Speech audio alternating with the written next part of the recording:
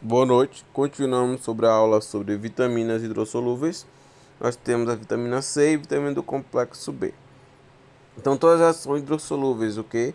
Elas são dissolvidas ou solúveis em água, certo? Então, nós temos a vitamina C ou ácido ascórbico. É a mesma coisa. Vitamina C ou ácido ascórbico. A vitamina C é essencial para a manutenção e integridade dos tecidos capilares. Também ajuda na defesa do nosso corpo contra infecções. Ela estimula nosso corpo a cicatrização mais perfeita e a consolidar as fraturas. Também reduz a tendências à infecção.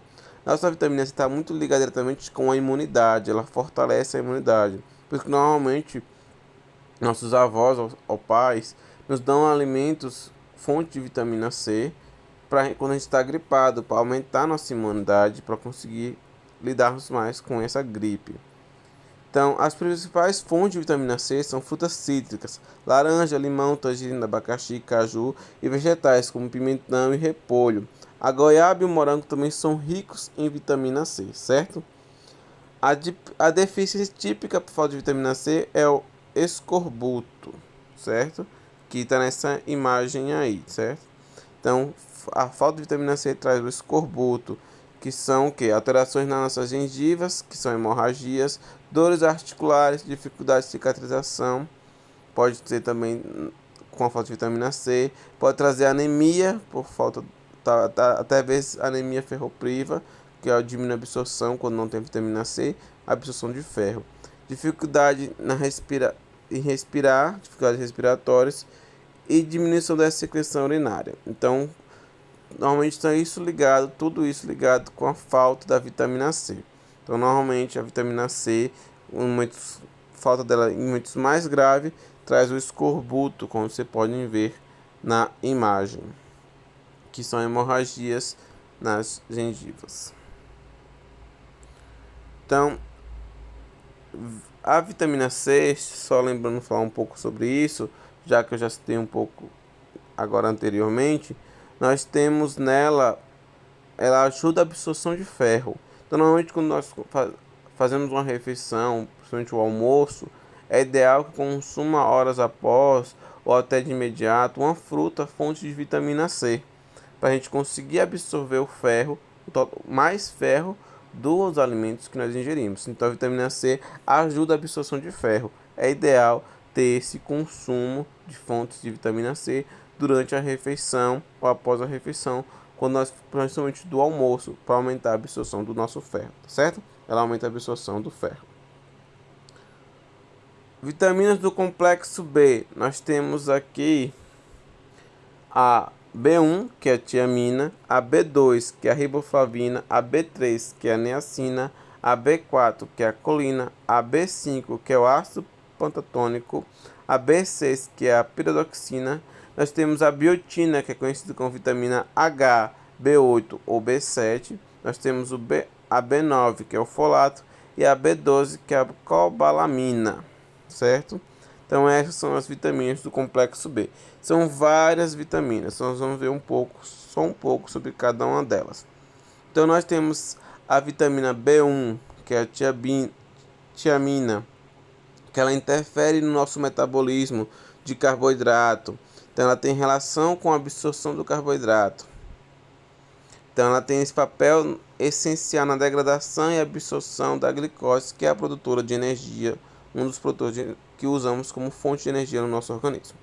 Então ela é absorvida principalmente no intestino delgado, a B1, e ela está mais presente em alimentos como levado de cerveja, vísceras e grãos integrais. Então, quando nós temos deficiência de B1, tiamina, é conhecido a doença chamada como o beriberi, que é eu tô fraco, que é mais conhecido, eu não posso, tô fraco, eu não posso ou eu não posso.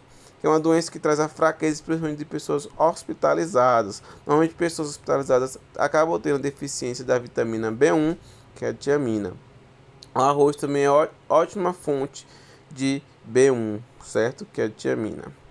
Então, quais são os sintomas do beriberi? Nós temos falta de apetite, fraqueza, cãibras, prisão de ventre, palpitações, problemas de memória. Então, o beriberi é correlacionado com pacientes hospitalizados. Então, falta de vitamina B1 correlacionada com pacientes hospitalizados, certo? Nós temos aqui a riboflavina, que é a vitamina B2, que é essencial para o crescimento e importante na conservação dos tecidos e na fisiologia ocular, tá bom? A riboflavina, elas são encontradas em alimentos de origem animal, principalmente, que são os leites e derivados de leite, ovos e as vísceras. Então, mas também pode ser encontrada em alimentos de origem vegetais, que são os vegetais folhosos, na leveza de cerveja, e alimentos integrais. A carência de riboflavina, que é a vitamina B2, pode causar lesões na língua, que é chamada de glossite, ou nos lábios, que é a quelose, e no nariz e olhos, que é chamada da blefarite.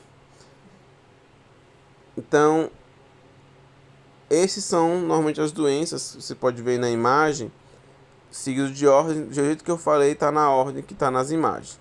Então, nós temos a glossite, aqui na língua. Nós temos a quelose, que é nos lábios. E aí nós temos a blefarite, que ela é uma associação, fica também nos seus partes. Então, esse conjunto de sintomas dá o nome de arriboflavinose, arriboflavinose, certo? É um nome meio complicado, mas é o nome que se dá quando tem essas doenças por falta de vitamina B2, que é a riboflavina, certo? Deficiência de B2, riboflavina, traz essas doenças. Nós vimos também agora a vitamina B3, que é a niacina, ou ácido nicotínico. Então, a niacina atua no metabolismo energético e na produção de energia. Está diretamente ligado na produção de energia do nosso organismo, através dos hidratos de carbono, gorduras e proteínas. Então, ela pode ser sintetizada. A niacina, ela é uma vitamina, nosso corpo sintetiza ela também, através do aminoácido triptofano, tá bom? Lembra lá os aminoácidos? Então, o triptofano, ele faz parte, nosso corpo utiliza para a produção da vitamina B3. Então, as fontes são fígados, carnes em gerais e as leguminosas e os cereais. A carência da vitamina B3, vocês podem ter pacientes assim, traz a pelagra. É um nome até meio chulo de se falar, porque o povo já pensa em coisas horríveis. Então, a pelagra, que é aquela pele vermelha, áspera. Então, aparece no pescoço, aparece em volta da língua, vermelhidão, atrás diarreia, anorexia, traz a fadiga mental e a cefaleia. Então, fica com essa aparência danificada da pele, que é a pelagra. Normalmente, parecendo queimadura, sem ser queimadura, é a falta da vitamina B3, que é a niacina. Nós temos a vitamina B4, que é a colina. A vitamina B4, ela está quase em todos os alimentos, então é muito fácil de ser encontrada. E ela traz a manutenção da integridade da estrutura das membranas celulares. Também ela faz parte da acetilcolina, que é um neurotransmissor, que ela auxilia nesse componente da acetilcolina. E ela também tem correlação direta com a memória de longa duração. Então, a colina é encontrada em quase todos os alimentos. Deficiência pode trazer um dano hepático. Então, normalmente, quase não se vê deficiência da colina, que é a B4, mas quando tem, traz um dano hepático, tá vendo aqui? E nós temos sua toxicidade, que normalmente traz a hipertensão, odor corporal de peixe, sudorese, salivação excessiva e taxa de crescimento reduzida. Então, é difícil de se encontrar pacientes que têm deficiência, como também tem a toxicidade. Normalmente são alguns problemas que trazem essa toxicidade, que traz esse peixe, esse odor corporal de peixe, certo? E a deficiência traz problemas no fígado, deficiência hepática. Nós temos a vitamina B5, que é o ácido pantatônico, que está correlacionado diretamente com a coenzima A, que está lá no ciclo de Krebs. Lembra do ciclo de Krebs? Para conseguir fornecer energia, ATP, quebra de ATP, solta um ATP, libera outro. Lembra disso aí? Então, a vitamina B5 está diretamente ligado com a coenzima A. Então, faz parte do ciclo de Krebs, que é o metabolismo dos ácidos graxos. Ela é encontrada em alimentos de origem animal e vegetal, principalmente em tecidos animais e cereais integrais. Não se sabe muito sobre toxicidade ou sobre deficiência da vitamina B5, mas ela está correlacionalmente diretamente ligada à produção de energia através do ciclo de Krebs. Nós temos a piridoxina, que é a vitamina B6, tá certo? A piridoxina, ela também está ligada às coenzimas, tá bom? Também está ligada diretamente à absorção de aminoácidos. Normalmente, quando você vai suplementação em academias, eles indicam a suplementação da vitamina B6 para quem quer hipertrofia, quer criar massa muscular, porque ela está ligada diretamente na absorção de aminoácidos, que é ligada diretamente à hipertrofia muscular, certo? Então, ela é hidrossolúvel, tá? Só que ela é estocada. Então, ó, as vitaminas lipossolúveis, elas são armazenadas no nosso corpo. Nós armazenamos elas e usamos elas ao longo do decorrer da nossa vida. Já as vitaminas hidrossolúveis, nós não armazenamos. Nós ingerimos, usamos a que temos que usar e o resto nós eliminamos. Com exceção da vitamina B6, onde nosso corpo armazena ela nos nossos tecidos corporais, principalmente no músculo, apesar dela ser uma vitamina hidrossolúvel. Então, ela é hidrossolúvel, nós armazenamos. As vitaminas que nós armazenamos é as lipossolúveis, que nós armazenamos nossas gorduras, principalmente no fígado, que armazena. Já a B6, ela é hidrossolúvel e nós armazenamos. Então, a B6, fontes dela são alimentos de origem animais, como o fígado, principalmente, é rico em vitamina B6. A parte muscular é rica em vitamina B6. Também é presente em levado de cerveja, semente de girassóis. E nós também temos elas em olaginosas, certo? Então, ela é muito importante para a síntese e absorção de aminoácidos, para as coenzimas, para a síntese de neurotransmissores, síntese da porção M da hemoglobina e formação da niacina a partir do triptofano. Lembra lá? Vitamina B3, a niacina, que ela pode ser produzida através do triptofano. Então, a B6 também pode estar correlacionada, já que ela melhora a absorção de aminoácidos. Então, nós temos aqui a anemia hipercrômica, ou micrótica, tá certo? Que ela é a anemia que diminui a cor das hemácias, certo? Então, a anemia microcítica, tá bom? Elas são através das células vermelhas do nosso corpo, das hemácias, como vocês sabem. Então, ela está correlacionada com a vitamina B6. Então, quando nós temos deficiência de vitamina B6, aparece a anemia hipercrômica ou microcítica, certo? E ela está relacionada principalmente com MCH, que é a hemoglobina corpuscular média. Então, está diretamente ligada a anemia hipercrômica com a vitamina B6, que é quando diminui a cor das hemácias. Nós temos a biotina, ou a vitamina B7, B8 ou H, tá bom? Elas são fontes de biotina, tá? Quase todos os alimentos, principalmente alimentos integrais e alimentos de origem animal, principalmente o fígado. A biotina, ela pode ser produzida pela nossa flora intestinal, mas não sabemos sobre a sua absorção. Ela é produzida, mas não sabe se conseguimos absorver e utilizar a biotina quando produzindo pela flora intestinal, certo? Que são nossas bactérias do nosso intestino. Então, ela está relacionada com as enzimas, coenzimas e enzimas, certo?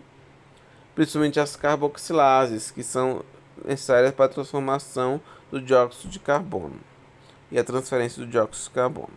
Está relacionada também com a síntese de glicose durante o jejum Normalmente pacientes que são diabéticos têm que consumir biotina, que ela está relacionada sobre a produção de glicose durante o jejum, e sobre a degradação também dos ácidos graxos de 3 carbonos.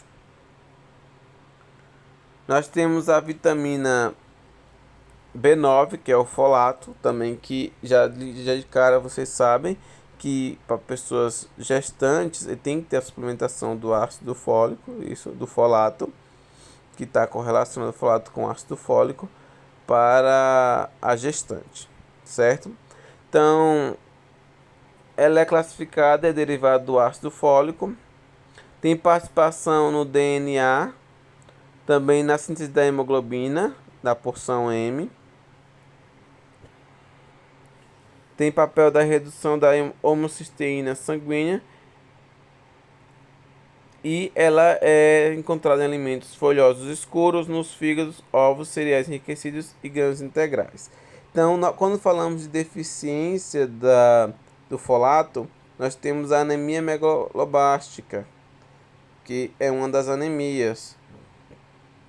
E também nós temos distúrbio do tubo neural, onde aparece a espinha bífida, que nessa imagem aqui no bebê, correlacionado com a deficiência da B9, certo?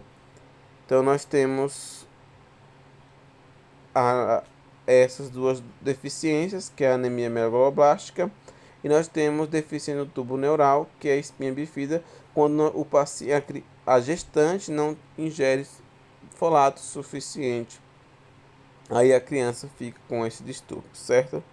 Normalmente não tem toxicidade, o folato, porém pode mascarar a deficiência da vitamina B12, que também pode trazer anemia, certo?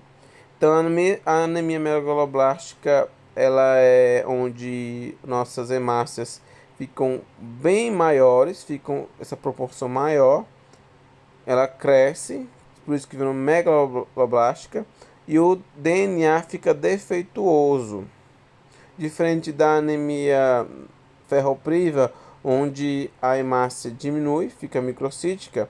Quando falamos da megaloblástica, ela fica maior, só que o DNA fica desorganizado.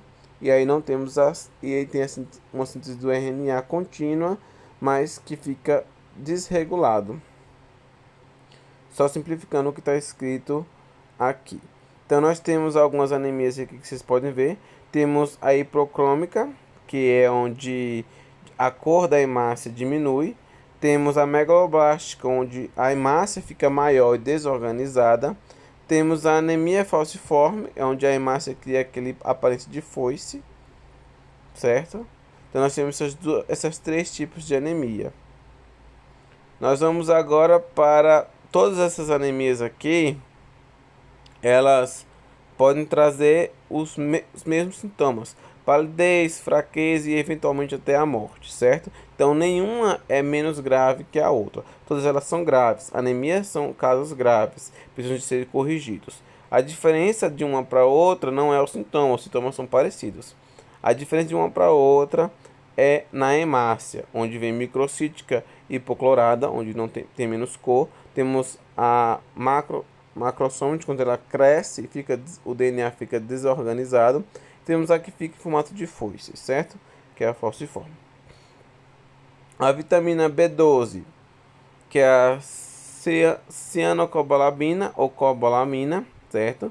Que é a vitamina, ela normalmente só é encontrada em alimentos de origem animal, tá? Normalmente pessoas veganas ou vegetarianas restritas têm deficiência, se não for suplementado, tá? Da vitamina B12, porque ela é encontrada em alimentos de origem animal. Temos também o cogumelo, que também possui vitamina B12, mas ele é muito pouco ingerido pela população brasileira. Então, a função importante é na medula óssea, onde tem a formação das hemácias. Então, por isso que a vitamina B12 cobalamina pode também, deficiência dela pode trazer anemia. Quando nós falamos de anemia de vitamina B12, elas são sintetizadas também pelos nossos micro-organismos, que são as nossas bactérias no nosso intestino. E aí nós temos esta absorção da vitamina B12 através do fator intrínseco no nosso estômago. Então nós absorvemos a vitamina B12 através do fator intrínseco, como vocês podem ver aqui, certo? Esses pontinhos vermelhos. Então, o fator intrínseco é algo do nosso estômago para a absorção da vitamina B12. Então, quando nós não temos o fator intrínseco, não absorvemos direito a vitamina B12, que nós produzimos o fator intrínseco quando nós absorvemos alimentos de origem animal. Aí nós produzimos o fator intrínseco. Então, aí aparece a anemia perniciosa, que é a diminuição dos glóbulos vermelhos quando não tem vitamina B12 suficiente ou ela não está sendo absorvida porque não tem o fator intrínseco, certo? Mas a vitamina B12 pode ser resolvida essa deficiência com a alta suplementação dela. Então, quando nós damos uma dosagem alta de vitamina B12, acaba absorvendo mesmo sem o fator intrínseco. Então, a vitamina B12, que é anemia, falta dela pode trazer anemia perniciosa, que não tratada pode ter problemas nos corações e nervos. E o tratamento é as pílulas com vitamina B12 em alta dosagem, certo? Para a próxima aula a gente fica para ver sobre os micronutrientes que são chamados também de minerais. Então temos os micronutrientes vitaminas e os micronutrientes os minerais, certo? Aguardem a próxima aula.